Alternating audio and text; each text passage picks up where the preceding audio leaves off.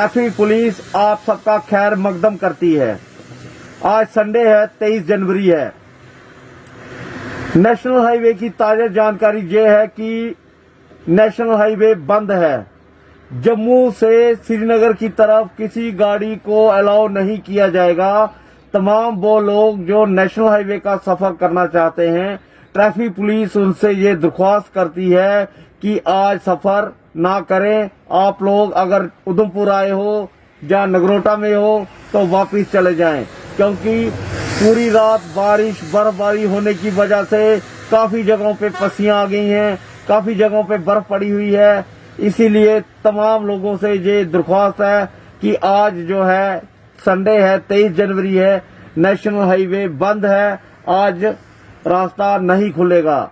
Traffic police ये सब जो भी कर रही है आपकी सुरक्षा के लिए कर रही है और आपके परिवार की सुरक्षा के लिए भी कर रही है।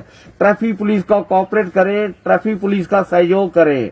ट्रैफिक पुलिस हमेशा आपके साथ खड़ी है।